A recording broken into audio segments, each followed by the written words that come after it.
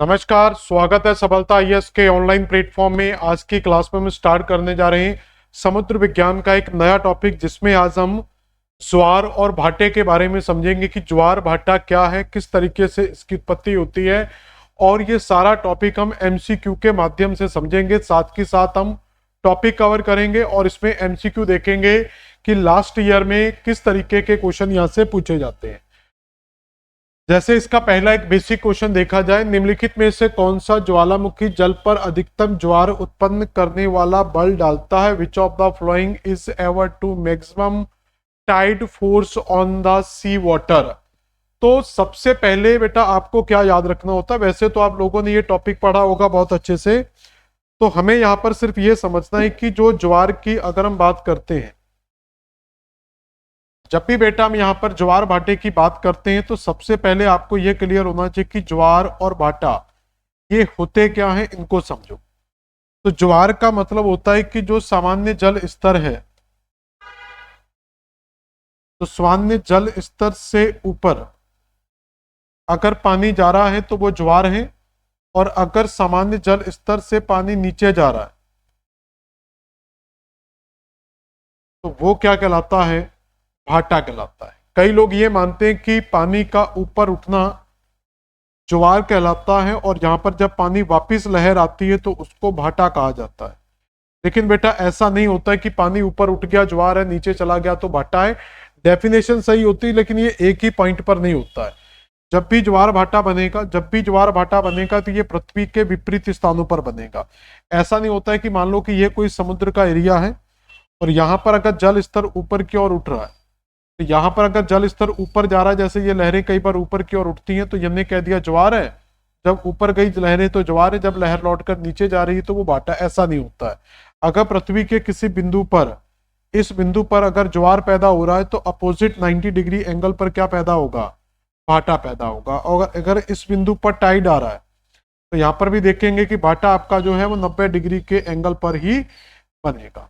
तो ज्वार और भाटे के बीच में हमेशा क्या होता है? एक 90 डिग्री का कोण बनता है। क्लियर हो गया यहाँ पर? अब ये होता कैसे है, तो इसको आप कुछ इस तरीके से समझ सकते हैं। ये हम कोई एक जलीय भाग मान लेते हैं, और इसी जलीय भाग के अंदर एक हमने नॉर्मल ये सी वाटर ले लिया कि ये हमारा क्या एक सी वाटर है। तो ये आपका एक सी वाटर लेवल है। क्लियर? अगर मान लो चंद्रमा या सूर्य का आकर्षण आपका इस तरफ है, मान लो तो मून इस तरफ है, मून का अट्रैक्शन अगर इस तरफ काम कर रहा है तो इधर जल स्तर क्या होगा? ऊपर उठेगा। तो यहाँ पर जो वाटर लेवल है वो इस तरीके से राइज करेगा, इस तरीके से। तो यहाँ पर पानी का स्तर क्या हो जाएगा? ऊंचा चला जाएगा। और इस तरफ जो पानी का स्तर वो क्या है? नीचे चला जाएगा। तो आप देखेंगे कि एक तरफ जो जल स्तर था वो ऊपर चला गया, तो यहाँ पर जल स्तर आपका ऊपर चला गया, और इस साइड जो जल स्तर है वो नीचे चला गया। जो नॉर्मल रेंज थी हमारे जल की, जो पानी की जो नॉर्मल रेंज थी वो आपकी यहाँ पर थी, तो नॉर्मल रेंज आपकी यहाँ पर थी। तो ये था हमारा एक सी लेवल। इसको क्या बोलते हैं बेटा? सी लेवल। तो यहाँ पर आप देखेंगे कि पानी जो है वो सी लेवल से नीचे चला गया है, और इस तरफ पानी जो है वो सी लेवल से ऊपर चला गया है। तो जब पानी सामान्य जल स्तर से ऊपर जाता है तो उसको हम ज्वार कहते हैं, और वही सामान्य जल स्तर से जब ये पानी नीचे आता है तो उसको भाटे के नाम से जाना जाता है। ये हमेशा 180 डिग्री के अपोजिट होगा। पृथ्वी में अगर यहाँ पर ज्वार आ रहा है तो ज्वार और भाटे के बीच में जो एंगल बनेगा वो हमेशा 90 डिग्री का हमेशा एंगल बनेगा। एंगल कितना बनेगा? हमेशा 90 डिग्री का। तो सामान्य लेवल से पानी नीचे जाना, तो इस कंडीशन में बनेगा आपका भाटा, और इस कंडीशन में बनेगा आपका ज्वार। क्लियर हो गया? तो इसको कहते हैं कि पानी का ऊपर उठना, और इसको कहते हैं पानी का नीचे उठना, क्योंकि अगर इस तरफ पानी आ रहा है तो इधर ऊपर जाएगा और इधर क्या होगा? नीचे जाएगा। अब ये किन कारणों से आता है? तो सामान्यतः समुद्री जल स्तर में जो खिंचाव आता है पानी का, वो खिंचाव या उभार किस कारण से पैदा होता है? तो इस उभार का जो कारण है, मतलब इसमें जो उभार पैदा होने का कारण है, तो ये जो उभार यहाँ नीचा जा रहा है पानी, तो इसके प्रमुख कारण की बात करें तो यहाँ पर एक काम करता है, वो है गुरुत्वाकर्षण। तो यहाँ पर क्या काम करेगा? एक ग्रेविटेशनल फोर्स काम करेगा, गुरुत्वाकर्षण, या इसको आकर्षण बल भी कह सकते हैं। क्या कह सकते हैं? आकर्षण बल, अट्रैक्शन फोर्स। अब ये आकर्षण फोर्स पृथ्वी पर जब लगता है तो ये दो बल लगते हैं, या तो इस पर सूर्य का बल लगेगा और या फिर इसका चंद्रमा का बल लगेगा। तो हम कह सकते हैं कि किसी भी स्थान पर या पृथ्वी पर सामग्री जल स्तर का ऊपर उठना और इस ऊपर उठे हुए जल का प्रमुख कारण है सूर्य और चंद्रमा का अट्रैक्शन, यानी कि सूर्य चंद्रमा का जो ग्रेविटेशनल फोर्स है वो हमारी पृथ्वी पर लगता है। तो स्थल खंडों को तो नहीं हिला पाएगा, लेकिन जल स्तर में क्या होता है, एक उभार पैदा हो जाता है। तो अब इसमें देखा जाए तो एक सूर्य की स्थिति देख लेते हैं और एक आपको मून की स्थिति देखने को मिलती है। तो अगर देखा जाए कि दोनों में जो दोनों पिंडों के अंदर जो ग्रेविटेशनल है, तो सूर्य का जो आकर्षण है या इसका जो गुरुत्व है, इसका जो गुरुत्वाकर्षण है वो ज्यादा होगा किसकी तुलना में, चंद्रमा। तो चंद्रमा का गुरुत्वाकर्षण क्या है, तो इसका जो गुरुत्वाकर्षण है वो कम है। तो ज्यादा किसका होता है, सूर्य का, कम किसका होता है, चंद्रमा का।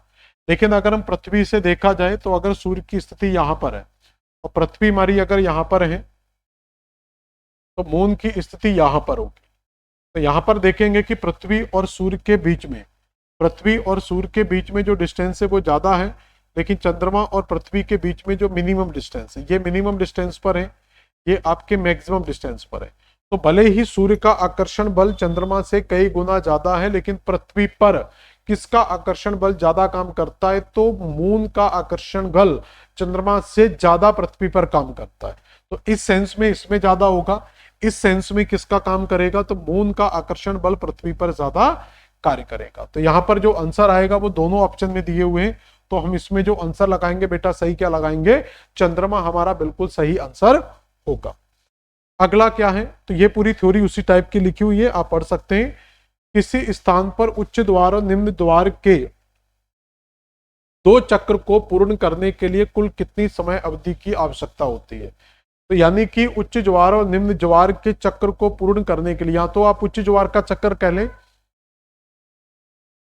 या फिर आप निम्न ज्वार का चक्कर कर लें। तो उच्च ज्वार के चक्र और निम्न ज्वार के चक्र को पूरा करने में लगभग कितना समय लगता है। तो अगर हम केवल इसको किसी से भी समझ सकते हैं, या तो आप उच्च ज्वार से समझ लो या हाई टाइड या लो टाइड से समझ लो। ये सिर्फ आपको कंफ्यूजन करने के लिए दिया है कि जिससे आप कंफ्यूज हो जाएं कि हाई टाइड और लो टाइड अलग अलग दिए, आप कैसे करेंगे। तो इसको नॉर्मली आपको टाइड से समझना, आप तो केवल इसको क्या है ज्वार के संदर्भ में समझेंगे। तो यहां पर क्वेश्चन है कि ज्वार को आने में समय कितना लगता है। तो ज्वार आने के लिए हम जो मेन अट्रैक्शन मान के चलते हैं कि पृथ्वी पर जो मेन आकर्षण काम करता है वो मून का काम करता है, और इस साइड मान लो कि यहां पर क्या होगा, सूर्य है। तो सूर्य की स्थिति तो फिक्स रहती है, लेकिन चंद्रमा की स्थिति क्या होती है, पृथ्वी के परिप्रेक्ष्य में बदलती रहती है। तो अगर चंद्रमा की स्थिति यहां पर है तो पृथ्वी की स्थिति यहां पर होगी। अब आप देखेंगे कि चंद्रमा और सूर्य दोनों का ही आकर्षण या केवल चंद्रमा का आकर्षण हमारे पृथ्वी के इस पॉइंट पर लग रहा है। तो ये जो ए पॉइंट है, इस पॉइंट पर क्या हो रहा है, चंद्रमा का आकर्षण लग रहा है। और अगर ये तीनों एक स्थिति में है तो इसको क्या बोलेंगे, तो यहां पर जो ज्वार बनेगा वो एक उच्च ज्वार की स्थिति पैदा होगी। तो जब सूर्य चंद्रमा पृथ्वी एक ही स्थिति में होते हैं, जिसको सिजकी की स्थिति कहा जाता है, इस स्थिति में हमेशा क्या होता है, एक उच्च ज्वार पैदा होता है। अब ए स्थान पर क्या होगा, क्योंकि इसके अट्रैक्शन के कारण या ग्रेविटेशनल के कारण फोर्स हो रहा था, अब पृथ्वी हमारी क्या है, घूर्णन करना स्टार्ट करती है। तो पृथ्वी यहां से जब रोटेट करती है तो पूरा जो रोटेशन है वो कंप्लीट करने में पृथ्वी को 24 घंटे का समय लगता है। यानी कि 24 घंटे के बाद ये जो ए स्थान है ये रोटेट करेगा, 12 घंटे में इसके अपोजिट आ जाएगा यहाँ पर, और फिर अगले 12 घंटे में ये लौटकर वापस आ जाएगा। यानी कि पूरा जो टाइम लग रहा है वो बेटा आपका कितना लग रहा है, 24 घंटे का टाइम लग रहा है। तो पूरे पॉइंट को घूमने में, पृथ्वी के घूर्णन होने में कितना समय लगेगा, 24 घंटे का समय लगेगा। मान लो जो मेरा फेस है, आप लोग चांद हो, मैं पृथ्वी हूं, तो मैं आपके फेस के सामने रहूंगा तो क्या होगा, अट्रैक्शन लगेगा। तो अभी मेरे ऊपर क्या हो रहा होगा, यहां पर ज्वार है, जैसे मैं बोल रहा हूं, मान लो ज्वार आ रहा है, तो मेरा फेस आप दोबारा कब देखोगे, मैं 24 घंटे में आपका फेस वहीं पर रहेगा। तो मैं जब यहां से घूमना स्टार्ट करूंगा तो मुझे ये पूरे का पूरा इस तरीके का एक घूर्णन पूरा करने में, ये पूरा घूर्णन पूरा करने में 24 घंटे का समय लगता है। ठीक है ना। तो इस तरीके का पूरा जब हम एक घूर्णन पूरा करते हैं तो इस पूरे घूर्णन को कितना समय लगता है, पृथ्वी 24 घंटे में अपना एक पूरा घूर्णन पूरा करती है। और चंद्रमा 27 दिनों में, लगभग 27 दिनों में पृथ्वी के चारों ओर चक्कर लगाता है। तो इसका मतलब है जब पृथ्वी ये 24 घंटे में एक चक्कर लगाती है, उस समय चंद्रमा थोड़ा सा क्या है, परिक्रमण भी करता है, यानी कि चंद्रमा अपनी इस पोजीशन से थोड़ा खिसक कर आगे चला जाएगा। तो ए पॉइंट जब इस पॉइंट पर पहुंचेगा, ए का अट्रैक्शन पॉइंट यहां पर था, तो जब ये ए लौटकर वहां पर वापिस आएगा तो उस समय चंद्रमा आगे चला जाएगा, यानी कि मैं जब आपको यहां पर देखने आऊंगा तो आपका फोकस थोड़ा सा आगे चला जाएगा, तो मुझे उस फोकस में सीधा होने के लिए थोड़ा सा इस एंगल पर झुकना होगा।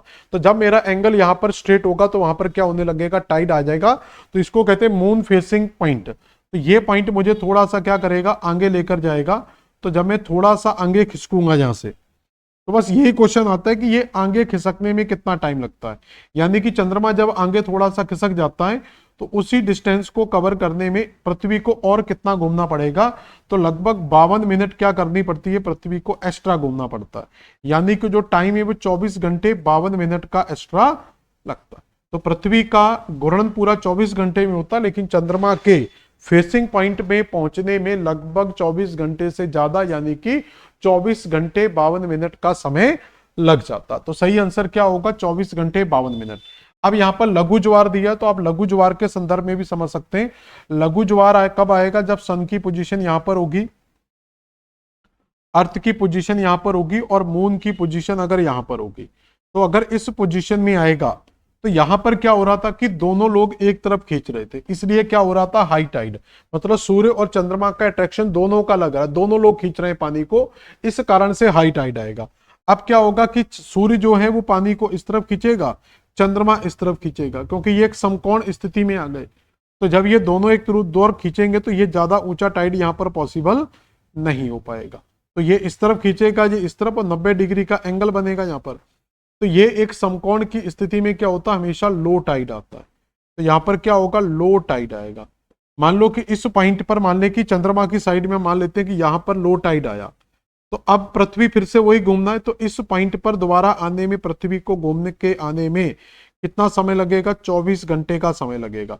लेकिन उतने समय में चंद्रमा थोड़ा सा आगे खिसक जाएगा, तो फिर इस पॉइंट को इस पॉइंट के सामने आने में जो है वो 52 मिनट एक्स्ट्रा लगेंगे। तो 24 घंटे 52 मिनट बाद आएगा। तो उससे कोई फर्क नहीं पड़ता है कि वो लाइट लो टाइड पूछ रहा है या हाई टाइड पूछ रहा है, आपको सिंपल टाइड याद रखना है। तो पृथ्वी पर हमेशा एक ही स्थान पर जो दूसरा टाइड आता है वो 24 घंटे 52 मिनट बाद आता है, जिसको दैनिक ज्वार कहा जाता है। आगे जाकर और देखेंगे इसको क्वेश्चन के हिसाब से।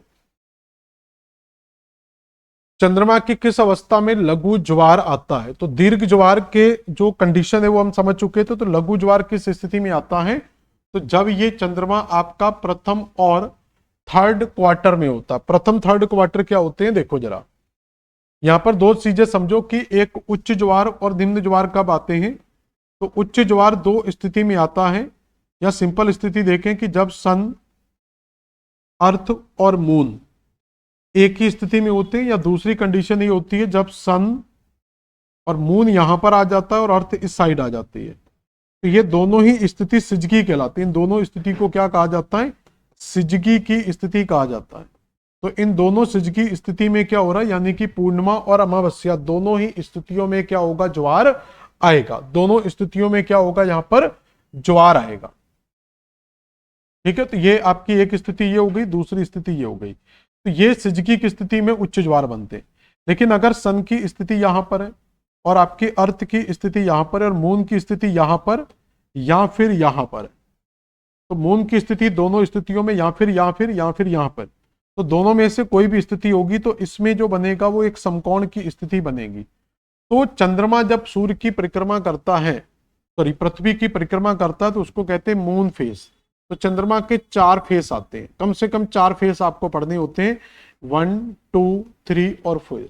इन 4 फेसों को क्या कहा जाता है, तो जब चंद्रमा की स्थिति यहां पर होती है, यानी कि सूर्य इस साइड है, सनलाइट इधर से आ रही है और चंद्रमा की स्थिति यहां पर है, यानी कि ये स्थिति नहीं, ये तो इसकी विजिबिलिटी है, चंद्रमा की स्थिति यहां पर है। तो यहां पर क्या होगा, सूर्य की जो लाइट है वो चंद्रमा पर पड़ेगी। देख रहे हैं इतने पॉइंट पर लाइट पड़ेगी, लेकिन जब हम पृथ्वी से चंद्रमा को देखेंगे, तो पृथ्वी से चंद्रमा को देखेंगे तो हमें चंद्रमा दिखाई नहीं देगा। तो वो क्या कहलाएगी, आपकी अमावस्या की रात कहलाएगी। क्योंकि चंद्रमा की पीठ पर, जैसे मान लो कि ये मैं चांद हूं, तो आप अगर इधर से मेरे लाइट आ रही है तो मेरे इस फेस पर लाइट आएगी, या मान लो कि आप मुझे चांद को देख रहे हैं, मेरे चांद जैसे चेहरे को, तो पीछे की साइड लाइट आ रही, तो मेरे इस फेस पर अगर लाइट आएगी तो आगे का फेस आपको दिखाई नहीं देगा। तो जब आपको चांद दिखाई नहीं देगा तो उसको क्या बोला जाता है, अमावस्या की रात बोला जाता है, नाग नागिन वाली रात बोला जाता है। तो इसको इंग्लिश में न्यू मून बोला जाता है। क्या बोला जाता है, न्यू मून।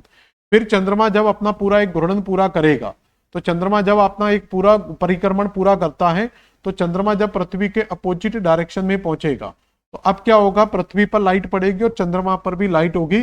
तो चंद्रमा के, क्योंकि सनलाइट इधर से आ रही, तो इधर से लाइट पड़ेगी और इधर का हिस्सा दिखाई नहीं देगा, यानी कि चांद आपको पूरा गोल दिखाई देगा, यानी कि पूर्णिमा की रात दिखाई देगी, फुल मून की रात दिखाई देगी। क्लियर हो गया यहां तक। तो यो अमावस्या और पूर्णिमा दोनों ही स्थिति में देखेंगे। तो पूर्णिमा की स्थिति, अमावस्या की स्थिति में क्या हो रहा है, सूर्य, चंद्रमा और पृथ्वी। और पूर्णिमा की स्थिति में क्या हो रहा है, सूर्य, पृथ्वी और चंद्रमा। तो चाहे दोनों ही स्थिति में देखेंगे, तीनों एक सीध में है, तो हमेशा पूर्णिमा या अमावस्या को क्या है, ज्वार की स्थिति पैदा होती है। और ये क्या कहलाते हैं, लघु ज्वार कहलाते हैं। और जब दीर्घ ज्वार कहलाते हैं। लघु ज्वार कब बनेगा, जब पृथ्वी आपकी इस पोजीशन पर, सॉरी चंद्रमा, और या फिर इस पोजीशन पर होगा। तो जब इस पोजीशन पर आता है तो जो एंगल बनता है वो आपका 90 डिग्री का बनेगा। इस पोजीशन भी सूर्य के साथ जो एंगल बनेगा वो 90 डिग्री का बनेगा। लेकिन इसको क्या कहा जाता है, इसको फुल मून कहते हैं। फुल मून के बाद जो आता है वो थर्ड क्वार्टर, थर्ड क्वार्टर के बाद न्यू मून, या यहां से स्टार्ट करेंगे न्यू मून, न्यू मून के बाद फर्स्ट क्वार्टर आता है, यदि आधा चांद दिखाई देता है। फिर फुल मून आता है, फुल मून के बाद आपको हाफ क्वार्टर दिखाई देता है। तो पूरा चक्कर लगाने में चंद्रमा को कितने समय लगता है, पूरा चक्कर लगाने में चंद्रमा को लगभग 27 दिन का समय लगता। तो 27 दिन का अगर पूरा टाइम लग रहा, तो अगर अमावस्या से पूर्णिमा जाएंगे, तो अमावस्या से पूर्णिमा जाएंगे लगभग 14 से 15 दिन का टाइम लग जाएगा। 27 दिन मतलब 14 दिन 28, तो कम, थोड़ा बहुत कम ज्यादा होता है, 13 से 15 दिन के बीच में आपको एरिया याद रखना है। लेकिन केवल चंद्रमा को यहां पर पहुंचने में, चंद्रमा को यहां पर पहुंचने में, अगर यहां पहुंचने में 14 दिन का टाइम लग रहा, तो यहां पर पहुंचने में लगभग 7 दिन का टाइम लगेगा। यानी अमावस्या के बाद जो फर्स्ट क्वार्टर आएगा वो 7 दिन, और फर्स्ट क्वार्टर के 7 दिन पूर्णिमा आएगी, 7 दिन के फिर 7 डे बाद क्या होगा, थर्ड क्वार्टर आएगा, और थर्ड क्वार्टर के फिर 7 डे बाद क्या हो जाएगा, अमावस्या। यानी कि 27 से 28 दिन की ये पूरी साइकिल आपकी बन जाती है। अब क्वेश्चन बेटा हमारा क्या पूछा गया था उसको देख ले, मुझे तो क्वेश्चन ही भूल गया, समझाते समझाते क्या था, ये तो हो गया था ना क्वेश्चन, ये कर रहे थे। तो प्रथम एवं चतुर्थ तृतीय क्वार्टर में, तो फर्स्ट क्वार्टर में क्या होगा, तो अमावस्या पूर्णिमा में दीर्घ ज्वार बनेगा फर्स्ट क्वार्टर, और थर्ड क्वार्टर में जब भी बनेगा तो ये क्या बनेगा, लघु ज्वार की स्थिति बनेगी। तो ये दोनों क्वार्टर क्लियर हो गए, फर्स्ट क्वार्टर और इसमें क्या होता है, अमावस्या और पूर्णिमा में यहां पर दीर्घ ज्वार आता है, हमेशा क्या आएगा, दीर्घ ज्वार की स्थिति पैदा होगी। अगला क्वेश्चन क्या है, तो यहां पर देख सकते हैं ये हाई टाइड, जिसको बसंत ज्वार भी कहा जाता है, और इसको लो टाइड यानी कि इसको नीप टाइड के नाम से भी जाना जाता है।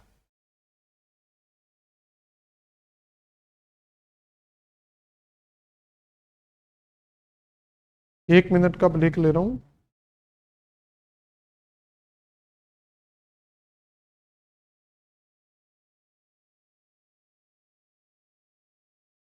ठीक है, क्लियर हो गया यहां तक, चलो। तो हाई टाइड में 3 स्थिति बनती है। तो ये स्थिति जब चंद्रमा, देखो सूर्य यहां पर है, पृथ्वी यहां पर है, मून यहां पर है, तो इसको क्या बोलेंगे, सिजकी। और यहां पर भी सूर्य यहां पर है, चंद्रमा यहां पर है, पृथ्वी यहां पर है, तो इसको भी क्या बोलेंगे बेटा, सिजकी। तो इसका मतलब है जब तीनों एक सीध में होते हैं तो सिजकी की स्थिति बनती है, और सिजकी की स्थिति में हमेशा क्या होते हैं, दीर्घ ज्वार पैदा होते हैं। दूसरा देखेंगे, यहां पर फुल मून की अवस्थिति है, यानी कि यहां पर अमावस्या है, तो अमावस्या को क्या बनेगा, दीर्घ ज्वार आएगा। और यहां पर न्यू मून है यानी कि पूर्णिमा है, तो पूर्णिमा को भी क्या होगा, दीर्घ ज्वार आएगा। तो अमावस्या और पूर्णिमा को क्या आते हैं, उच्च ज्वार और उच्च ज्वार आते हैं। और इसी अमावस्या को क्या होता है, कई बार चंद्र ग्रहण भी लगता है।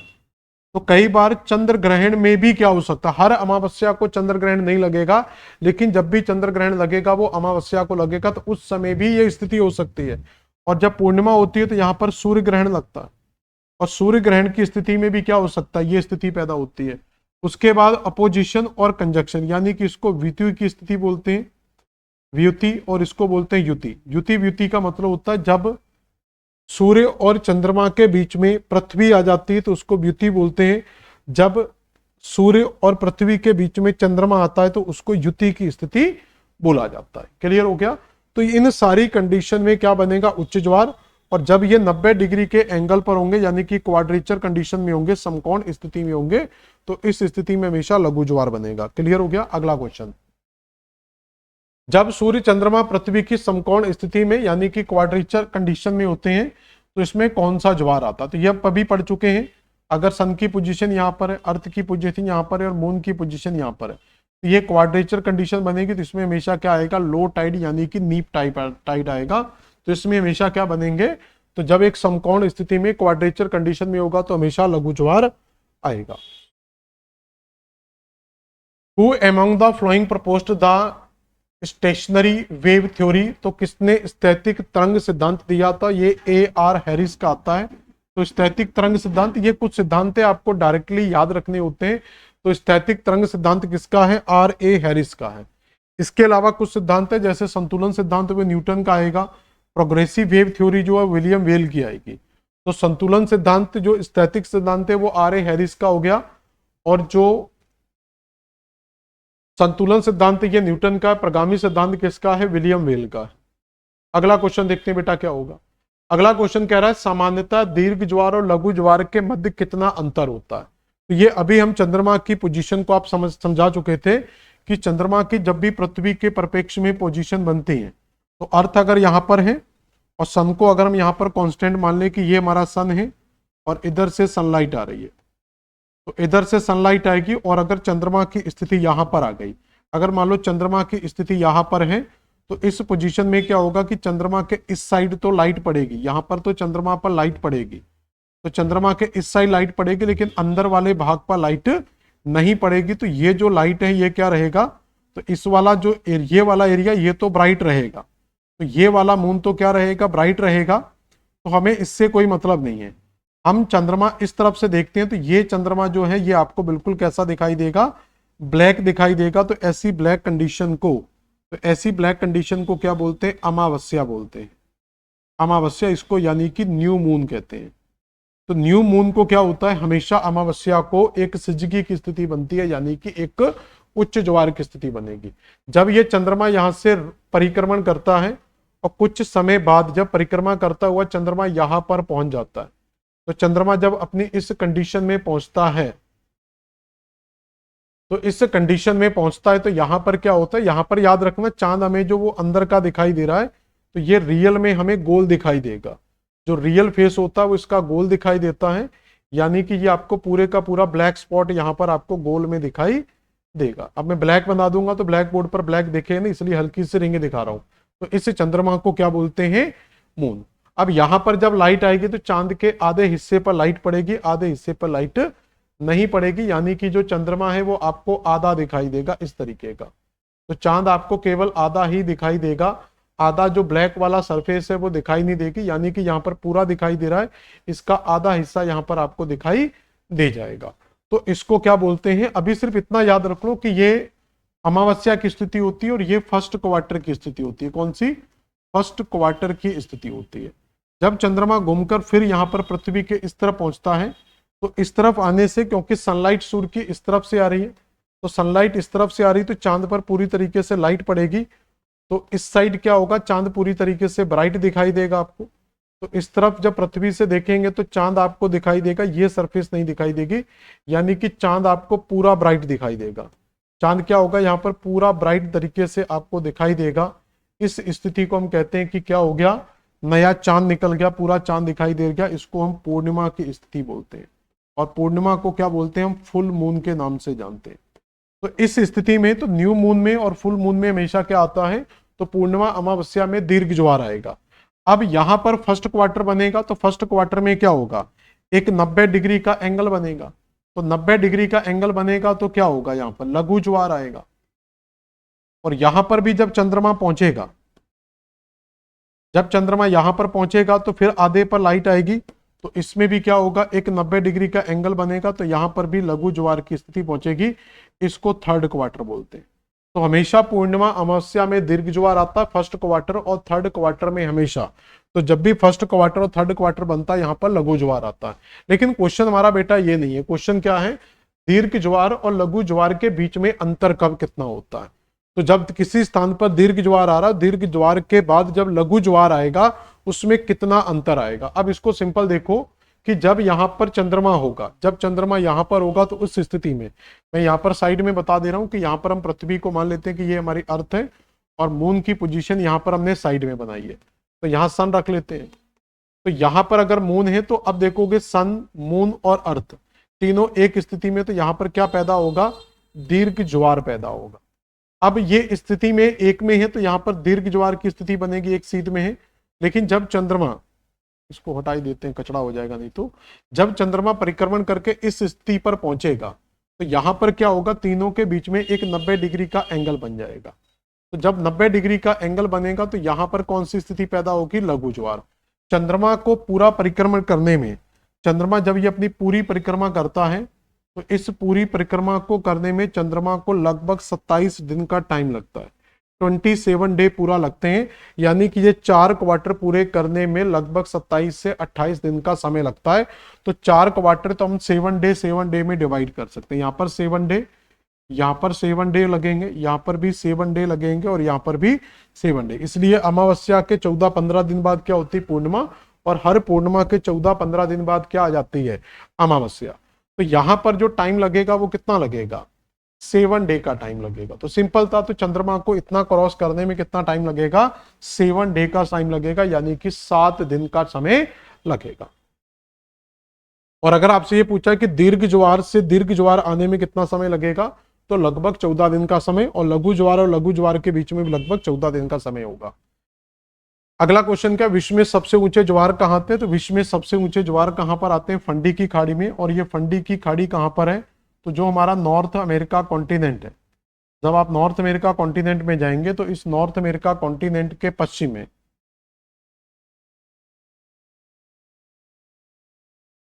तो यहां पर अगर आप जाएंगे तो यहां पर कनाडा और यूएसए के बीच में यहां पर एक जगह मिलती है जिसको कहते हैं Nova Scotia.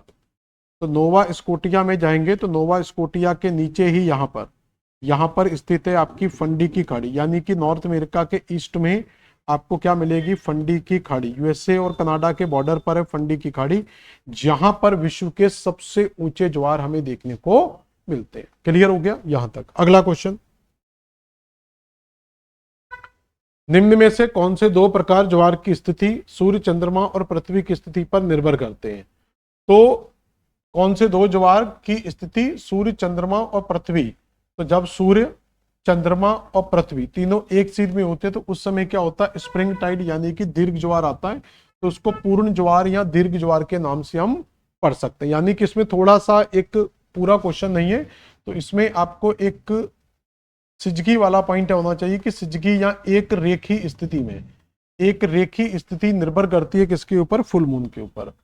The position of the earth is time to neap tide. तो लघु ज्वार पृथ्वी की स्थिति क्या है, तो लघु ज्वार कब आता है, जब सूर्य, चंद्रमा और पृथ्वी एक समकोण स्थिति में होते हैं। और युति व्युति में तो हम जानते हैं कि युति व्युति में हमेशा क्या आता है, तो युति व्युति की स्थिति में हमेशा क्या होता है, दीर्घ ज्वार आता है। युति और व्युति क्या होती है, मान लो कि ये सूर्य है, सन है, और सूर्य और चंद्रमा ये दोनों ही हमारे लिए खगोलीय पिंड है, तो ये दोनों एक साथ रहते हैं। तो जब सूर्य और चंद्रमा दोनों में एक साथ रहेगा, क्योंकि ये दोनों बाहर के हैं, हम पृथ्वी पर रहते हैं, तो ये दोनों एक साथ रहने चाहते हैं, तो दोनों के अंदर, तो सूर्य और चंद्रमा के बीच में क्या है, तो ये दोनों एक साइड में है, तो वन साइड में है, तो ये युति की स्थिति कहलाएगी। यानी कि दोनों में एक संयोग की स्थिति है। दोनों में क्या, एक संयोग की स्थिति, क्योंकि ये दोनों बाहर है, तो गर्लफ्रेंड बॉयफ्रेंड की तरह ये दोनों बाहर हैं, तो ये दोनों क्या हो गए, एक साथ रहेंगे। तो इनमें संयोग की स्थिति होगी, जब संयोग बनता है तो शादी भी हो जाती है। और यहां पर क्या होता है कि अर्थ यहां पर है, तो when the sun moon and one side of the earth, तो जब सूर्य चंद्रमा पृथ्वी के एक साइड होते हैं तो उसको युति कहते हैं। लेकिन कई बार क्या होता है, हमारी पृथ्वी वासियों को आदत होती है किसी के बनते हुए काम में टांग अड़ाने की। तो हमारी पृथ्वी क्या करती है, कई बार लोगों के बीच में टांग अड़ाती है, तो हमारे धरती के लोगों को आदत होती है, तो अर्थ हमारी यहां पर आ जाती है और मून आपका यहां पर चला जाता है। तो कुल मिला के दोनों में क्या हो गया, तो सन और मून में, तो ये आपका बॉय हो गया, ये गर्ल्स हो गई, ये बॉय और गर्ल्स, और बीच में ये कबाब की हड्डी। तो हमारे भारतीयों को आदत होती है कबाब की हड्डी बनने की, तो ये दोनों के बीच में जब कबाब की हड्डी बनती है तो ये व्युति की स्थिति बन जाती है, यानी कि एक वियोग की स्थिति बन जाती है। तो वियोग की स्थिति को क्या बोलते हैं? व्युति। तो ये दोनों ही स्थितियां सिजगी कहलाती हैं। तो इस स्थिति में भी सिजगी बन रही है और इस स्थिति में भी क्या होता है? सिजगी बनती है। तो इन दोनों ही स्थितियों में क्या होते हैं? दीर्घ ज्वार पैदा होते हैं। ठीक है, यहां पर लिखा हुआ जिस युति व्युति सारा पढ़ लेना एक बार। अगला क्वेश्चन क्या है बेटा, उसको देखें। अगला क्वेश्चन है the vertical difference in the height between the low tide and high tide. तो इसको टाइडल रेंज कहा जाता है। तो हाई टाइड और लो टाइड के बीच की जो रेंज है उसको क्या बोलते हैं? टाइडल रेंज के नाम से जाना जाता है। ये तो सिंपल क्वेश्चन था। अगला है निम्नलिखित में से किस वैज्ञानिक ने 1687 में ज्वार भाटा, चांद और सूर्य के ज्वार भाटा पैदा करने वाले बल की पहचान की थी? तो वो है आइजैक न्यूटन। तो न्यूटन ने इस सिद्धांत की सबसे पहले खोज की थी, तो ये याद रख लेना। भारत में उच्चतम ज्वार कहाँ देखा जाता है? तो गुजरात में कच्छ की खाड़ी जो वाला क्षेत्र है वहां पर भारत के सबसे ऊंचे ज्वार आते हैं। और वर्ल्ड के सबसे ऊंचे ज्वार कहाँ आते हैं? तो विश्व के सबसे ऊंचे ज्वार फंडी की खाड़ी में, और भारत के सबसे ऊंचे ज्वार गुजरात में कच्छ की खाड़ी या खंबात की खाड़ी के क्षेत्र में आते हैं। दो ज्वारों के बीच का समय अंतर होता है। तो दो ज्वार, देखो दो ज्वार की जब हम बात करेंगे तो ज्वार भी दो तरीके से होते हैं। एक होता है आपका दैनिक ज्वार, एक कहलाता है आपका अर्ध दैनिक ज्वार। दैनिक ज्वार और अर्ध दैनिक ज्वार में का क्या अंतर होता है कि मान लो यहां पर सन की पोजीशन है और सन की पोजीशन से यहां पर मान लेते हैं कि इस साइड आपकी अर्थ की पोजीशन है और अर्थ की पोजीशन में मून की पोजीशन को आप यहां पर रख सकते हैं। तो मून की पोजीशन अगर यहां पर है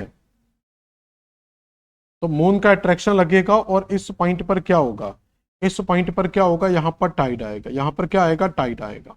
और जब पृथ्वी अपना घूर्णन करेगी, तो पृथ्वी यहां पर जब घूर्णन करेगी तो घूर्णन करने के बाद पृथ्वी घूमकर अपने 24 घंटे बाद यहां पर आ जाएगी। तो 24 घंटे बाद यहां पर आ जाएगी, लेकिन उतने समय में मून भी कुछ दूरी तय कर लेता है। तो मून की पोजीशन यहां हो जाती है। अब इस पॉइंट को मून के सामने जाने में थोड़ा सा डिस्टेंस कवर करना होगा। बस यही आता है कि इस डिस्टेंस को कवर करने में कितना समय लगता है। तो इस डिस्टेंस को कवर करने में आपको बेटा 52 मिनट और लगेंगे, यानी कि 24 घंटे 52 मिनट बाद क्या होगा? इसी जगह ज्वार आएगा जिस जगह पर पहले ज्वार आया था। तो उस ज्वार को क्या बोला जाता है? उसको बोलते हैं दैनिक ज्वार। तो दैनिक ज्वार जो सामान्यतः आते हैं वो 24 घंटे 52 मिनट में आते हैं। जो अर्ध दैनिक ज्वार आता है, तो अर्ध दैनिक ज्वार में क्या होता है कि अगर यहां पर अर्थ की पोजीशन यहां पर है और मून की पोजीशन यहां पर है, तो इस पॉइंट पर क्या होगा? ज्वार पैदा होगा। तो ये जो ज्वार आ रहा है वो किस कारण से आ रहा है? चंद्रमा के आकर्षण के कारण। और जब इस पॉइंट पर आता है तो पृथ्वी के विपरीत केंद्रापसारी बल के कारण भी ज्वार आता है। इसलिए कहा जाता है कि पृथ्वी पर एक ही समय में ऑन द टाइम दो ज्वार उत्पन्न होते। एक ज्वार उस स्थान पर आता है जो पृथ्वी के बिल्कुल सामने है, मून फेसिंग पॉइंट पर आता है, और एक ज्वार उस स्थान पर आता है जो चंद्रमा के बिल्कुल अपोजिट होता है। तो ये सेंट्रीफ्यूगल फोर्स वगैरह काम करते हैं यहाँ पर। तो यहां पर भी टाइड आएगा, यहां पर भी टाइड आएगा। लेकिन मान लो कि आपका ये ए पॉइंट है तो ये बी पॉइंट है। तो अब जब पृथ्वी घूर्णन करेगी, तो पृथ्वी जब यहां से घूर्णन करेगी तो ये दोनों पॉइंट क्या करेंगे? रोटेट करेंगे। तो जब रोटेट करेंगे तो क्या होगा? ए पॉइंट घूमकर यहां पहुंच जाएगा और बी पॉइंट घूमकर आपका इस तरफ आ जाएगा। तो दोनों पॉइंट अपने एंगल को चेंज कर लेंगे। अब सोचो कि जब ए पॉइंट यहां पर है तो ए पॉइंट यहां से घूमकर जब यहां पहुंचेगा तो पूरा घूमने में 24 घंटे लगते, तो आधा घूमने में कितना लगेगा? 12 घंटे। तो 12 घंटे बाद जब ये इधर जाएगा, बी इधर आएगा, तो इधर बी में टाइड आने लगेगा, इधर ए में टाइड आने लगेगा। तो 24 घंटे 52 मिनट पूरा घूमने में लगते। तो आधा घूमने में 52 का आधा कर लो 26 मिनट। तो जो अर्ध दैनिक ज्वार होते हैं वो 26। तो यहां पर क्या होता है कि जब दो ज्वार आते हैं अर्ध दैनिक ज्वार में, यहां पर जो दो ज्वार उत्पन्न होते हैं, एक इस पॉइंट पर और एक इस पॉइंट पर, तो ये दोनों अलग अलग प्रभाव के कारण पैदा होते हैं। लेकिन यहां पर जो ज्वार पैदा होगा सेम टाइम पर दो बार जब ज्वार आएगा, तो ये दोनों बार जो ज्वार आएगा वो एक ही कारण से आएगा, इसलिए उसको दैनिक ज्वार और एक को बोलते हैं अर्ध दैनिक ज्वार। अब यहां पर ना तो दैनिक लिखा है ना अर्ध दैनिक लिखा हुआ है। अगर ऑप्शन 24 घंटे वाला दिया है तो हम दैनिक मानेंगे, 24 घंटे वाला कोई ऑप्शन में दिया है तो 12 घंटे 26 मिनट बाद क्या होगा? अगला टाइड यहां पर आ जाएगा। Which of the following factor is related to tide? तो टाइड से कौन संबंधित है? सूर्य और चंद्रमा का आकर्षण संबंधित है। ज्वारों की उत्पत्ति से संबंधित संतुलन सिद्धांत का प्रतिपादन, तो संतुलन सिद्धांत किसके द्वारा दिया गया था? आइजक न्यूटन के द्वारा दिया गया था, ये हम पढ़ चुके हैं। और 1687 में इसका प्रतिपादन किया गया था। उच्च ज्वार का निर्माण तब होता है, तो उच्च ज्वार कब आता है? जब सूर्य चंद्रमा पृथ्वी एक ही सीध में होते हैं। तो चंद्रमा सूर्य एक सीध में पृथ्वी को आकर्षित करते हैं, सूर्य और चंद्रमा दोनों विपरीत दिशा से पृथ्वी को आकर्षित करते हैं। तो यहां पर उच्च ज्वार आ रहा है, तो ए आंसर आएगा। तो क्या आंसर आएगा? एक आंसर आएगा इसका ए। ठीक है,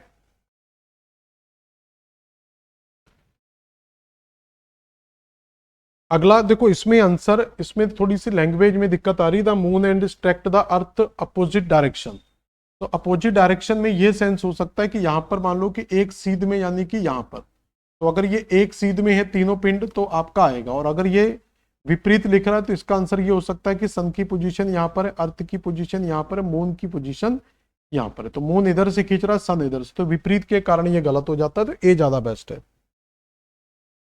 अगला क्वेश्चन दिया है कि जो बसंत ज्वार है ये पूर्णिमा और अमावस्या को उत्पन्न होते हैं। ठीक है, तो बसंत ज्वार यानी कि दीर्घ ज्वार, बसंत ज्वार का मतलब यहां पर किससे होता है? दीर्घ ज्वार से। तो स्प्रिंग टाइड अमावस्या पूर्णिमा को आते हैं, ये बिल्कुल सही है। पूर्णिमा एवं अमावस्या को सूर्य तथा पृथ्वी, सूर्य तथा चंद्रमा स्वयं पृथ्वी के समकोण होते हैं। तो ये कभी भी समकोण स्थिति में नहीं आएंगे, यानी कि क्वाड्रेचर कंडीशन में नहीं होते, एक सीध में होते हैं। तो ये स्टेटमेंट हमारा सही है, तो सी आंसर आ जाएगा। ए स्टेटमेंट सही है, किंतु आर स्टेटमेंट यहां पर पूरी तरीके से गलत साबित होता है, क्योंकि ये एक सीध में आते, तीनों पिंड क्या होते हैं? एक सीध में होने चाहिए, समकोण में नहीं होने चाहिए। ठीक है, तो ये हाई टाइड की कंडीशन होती है, और अगर ये स्थिति होगी तो ये लो टाइड की कंडीशन होगी। यहां पर कुछ सिद्धांत दिए हैं, जैसे संतुलन सिद्धांत हम जानते हैं कि ये किसका है? तो ये आइजक न्यूटन का है, तो सेकंड का 4 हो जाएगा। तो यहां पर 4 दिया हुआ है आपका। और उसके अलावा हिमनदी सिद्धांत की अगर हम बात करेंगे तो ये आपका हिमनदी सिद्धांत जो है ये आरपी डेली, और आरपी डेली का सिद्धांत है, ये थर्ड आ जाएगा। डी का थर्ड यहां पर दिया हुआ है। इसके अलावा प्रगामी जो सिद्धांत है ये आपका वी वेल का मिलेगा, तो वी वेल का आएगा, तो ए का 2 आ जाएगा। तो ए का 2 आपका यहां पर दिया हुआ है, तो सी का 1, तो सी आंसर हमारा आ जाएगा। तो अवतलन जो सिद्धांत है ये डार्विन का है, तो सही आंसर क्या आ जाएगा? सी। ठीक है, यहां लिखा हुआ है प्रगामी सिद्धांत वेल का, संतुलन न्यूटन का, अवतलन सिद्धांत डार्विन का, और हिमनदी आरपी डेली का। अब फिर से एक कोटेशन दिया हुआ है यहां पर, इसमें क्या लिखा? पृथ्वी अपने ज्वार का अधिकतम प्रतिशत सूर्य की तुलना में चंद्रमा अधिक उत्पन्न करता है। तो सूर्य की तुलना में चंद्रमा का बल अधिक उत्पन्न होता है, तो ये स्टेटमेंट सही है। चंद्रमा की तुलना में सूर्य पृथ्वी के ज्यादा समीप है, तो ये तो बिल्कुल गंदी बात है। तो पृथ्वी चंद्रमा पृथ्वी के पास में, ना कि सूर्य पृथ्वी के पास में है। तो ये स्टेटमेंट सही है, ये स्टेटमेंट गलत है। तो फिर से सी आंसर आएगा। ए सही है, किंतु आर गलत है। कौन सा सभी ज्वारों के लिए सर्वाधिक संचलन के लिए उत्तरदायी होता है? तो वो होता है आपका ग्रेविटेशनल फोर्स। ये सिंपल आंसर था। ये अच्छा क्वेश्चन है। यदि एक स्थान पर साई 6 बजे ज्वार आता है तो अगला ज्वार कब आएगा? तो ये नहीं पूछ रहा है कि उसी स्थान पर दूसरा ज्वार कब आएगा, सिंपल है कि दूसरा ज्वार कब आएगा। तो यहां पर समझ लेते कि अगर सन की पोजीशन यहां पर है और हमारी अर्थ की पोजीशन मान लो यहां पर है और मून की पोजीशन यहां पर है, तो मून की पोजीशन यहां पर है, तो ये तीनों पॉइंटों के बीच में क्या बनेगी? एक सिजकी की स्थिति बनेगी। तो जब तीनों में सिजकी की स्थिति बनेगी तो इस सिजकी की स्थिति में क्या होता है? उच्च ज्वार आएगा। तो क्या आएगा? उच्च ज्वार की स्थिति पैदा होगी। तो जब ये उच्च ज्वार यहां पर आ रहा है तो ये टाइम दिया हुआ है 6 PM का।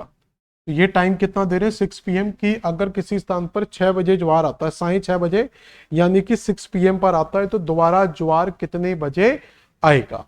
तो दोबारा ज्वार आने के लिए यहां पर देखो हाई टाइड और लो टाइड की बात नहीं हो रही, केवल ज्वार की बात हो रही है। इसको भी हटा दो, केवल ज्वार की। तो दोबारा ज्वार कब आता है? तो समझ लो कि इधर भी ज्वार आ रहा है पृथ्वी के, इधर भी ज्वार आ रहा है, लेकिन ये एक ही टाइम में क्या हो रहे हैं? 2 ज्वार आ रहे हैं। तो इन्हीं दोनों स्थानों पर दोबारा ज्वार कब आएगा? तो जब चंद्रमा यहां से घूर्णन करेगा, यानी कि पृथ्वी को घुमा लेते हैं, चंद्रमा को रहने दो, क्यों परेशान करना मामा जी को। तो जब पृथ्वी अपना घूर्णन करती है तो पृथ्वी 24 घंटे में घूर्णन करेगी। तो इस पॉइंट पर अगर ज्वार आ रहा है, अगर पृथ्वी के इस पॉइंट पर ज्वार आ रहा है, ए पॉइंट है, तो ये घूर्णन करने के बाद गुणन करने के बाद जब ये गुणन करेगा तो लगभग 12 घंटे बाद ये ए पॉइंट यहां पर पहुंच जाएगा और इधर जो बी पॉइंट होगा वो घूमकर यहां आ जाएगा। तो केवल आप ए पॉइंट से समझ लें तो ए पॉइंट 12 घंटे बाद घूमकर इस तरफ चला जाएगा। तो अगर शाम को 6 बजे ये आया था तो अगले दिन सवेरे 6 बजे 6 AM पर क्या होगा, ये पॉइंट इस तरफ आ जाएगा। तो इस तरफ भी क्या आने लगेगा, ज्वार आने लगे। तो ए स्थान पर दूसरा ज्वार 12 घंटे यानी कि 6 AM पर आएगा। लेकिन हम जानते हैं कि पूरा घूमने में 24 घंटे 52 मिनट का समय लगता है। तो हाफ घूमने में 12 घंटे 26 मिनट का समय लगेगा, यानी कि 6:26 पर ये ज्वार आएगा। तो ये दिया हुआ है अगले दिन 6:26 पर। तो 6:26 AM पर क्या होगा, अगला ज्वार यहां पर उत्पन्न होगा। अगला क्वेश्चन क्या, what are the high and low tide that occur specially around the new moon and full moon called. तो विशेष रूप से अमावस्या और पूर्णिमा में उच्च और निम्न ज्वार क्या कहलाते हैं। तो ये उच्च ज्वारी कहलाएंगे। तो उच्च ज्वारी कहा जाएगा इसको, हाई टाइड। तो पूर्णिमा अमावस्या में हमेशा क्या बनते हैं, हाई टाइड यानी कि स्प्रिंग टाइड यहां पर बनते हैं। अगला बेटा क्वेश्चन क्या है, how many times greater the moon tidal force than the sun. तो सन के ज्वारीय बल से यानी कि गुरुत्वाकर्षण बल से मून का जो गुरुत्वाकर्षण है वो पृथ्वी पर कितना गुना अधिक काम करता है। तो वो आपका 2.27 गुना बल क्या होता है, ज्यादा काम करता है। और इसका जो रेशियो होता है वो 11/4 का होता है, 11:4। ज्वारी शक्ति 11:4 में। सूर्य और चंद्रमा के पृथ्वी के केंद्र में समकोण की स्थिति। तो जब ये तीनों पॉइंट एक समकोण स्थिति में होते हैं तो उस समय हमेशा क्या होता है, लघु ज्वार उत्पन्न होता है। सूर्य चंद्रमा पृथ्वी की एक सीधी स्थिति, और जब ये तीनों एक ही स्थिति में होते तो उस समय दीर्घ ज्वार पैदा होता है। तो 2-1 वाला ढूंढ लो कहां पर दिया, पहले में दिया हुआ है। और चंद्रमा पृथ्वी के समीप की स्थिति, जब चंद्रमा पृथ्वी के सबसे समीप होता है, तो चंद्रमा जब पृथ्वी के समीप होता है तो जब ये मान लो पृथ्वी है, अर्थ है, और अर्थ के बाद मून की, तो मून की सबसे जो नियरेस्ट पोजीशन होती है उसको क्या बोला जाता है, उसको पेरिजी कहा जाता है। क्या कहा जाता है, पेरिजी, यानी कि उपभू के नाम से जाना जाता है। तो ये आंसर आएगा। और जो दूर की डिस्टेंस होती है अर्थ और मून के बीच में, तो ये जो दूर की डिस्टेंस होती है उसको अपभू कहते हैं, यानी कि अपोजी। तो जब चंद्रमा पास में होगा तो उस समय ज्यादा फोर्स लगाएगा, जब चंद्रमा दूर होगा तो कम फोर्स लगाएगा। तो इस प्रकार से उत्पन्न होने वाले ज्वार को उपभू और अपभू ज्वार के नाम से जाना जाता है। ठीक है, तो यहां पर देखेंगे तो यहां पर दो स्थितियां याद रखना मिलती हैं। तो एक तो चंद्रमा की स्थिति होती है, तो पहले चंद्रमा की स्थिति को देख ले। तो चंद्रमा की स्थिति में हम क्या पढ़ते हैं, पेरिजी और अपोजी पढ़ते हैं। चंद्रमा की स्थिति में हमेशा क्या पढ़ते हैं, पेरिजी और अपोजी। पेरिजी की स्थिति क्या होती है, तो P4 पेरिजी, और P4 याद रखना पास की स्थिति। तो ये जो स्थिति होती है ये पृथ्वी और ये अर्थ और मून के बीच में ये मिनिमम डिस्टेंस को दिखाती है। तो यहां पर जब टाइड आएगा तो उसको पेरिजी टाइड बोला जाएगा। और ये जो स्थिति होती है ये मैक्सिमम डिस्टेंस की स्थिति होती है। तो मैक्सिमम डिस्टेंस की जो स्थिति होती है दूर की, उसको अपोजी कहते हैं। तो P4 पेरिजी अगर आपको याद रहेगा तो अपोजी अपने आप ही याद रहेगा। ठीक है, उपभू और अपभू। तो यहां पर अपोजी टाइड आएगा और यहां पर आपका पेरिजी टाइड आएगा। ऐसे ही सूर्य और चंद्रमा के बीच में भी स्थिति पैदा होती है जब यहां पर सूर्य और चंद्रमा अपनी मिनिमम डिस्टेंस पर होते हैं, तो उसको पेरीहेलियन, P4 पेरी, P4 पास से याद होता है। और जब ये अपने मैक्सिमम डिस्टेंस पर होते हैं तो 4 जुलाई को ये मैक्सिमम डिस्टेंस पर होते हैं, उसको अफेलियन कहते हैं। और 3 जनवरी को ये मिनिमम डिस्टेंस पर होता है तो उसको पेरीहेलियन कहा जाता है। तो ऐसे टाइड को पेरीहेलियन टाइड और अफेलियन टाइड के नाम से जाना जाता। तो ये था दोस्तों आपका एक छोटा सा टॉपिक जिसको हम टाइड के टॉपिक के नाम से पढ़ते हैं। यहां पर ओवरऑल आपको जो चीजें याद रखनी है, तो ज्वार के बारे में 2-3 चीजें याद रखना। तो पृथ्वी पर एक ही समय में क्या होता है, 2 ज्वार पैदा होते हैं और 2 भाटे आते हैं। तो पृथ्वी पर एक ही समय में क्या होता है, 2 ज्वार और 2 भाटे पैदा होते हैं। और दूसरा पॉइंट यहां पर आप याद रखना, एक ही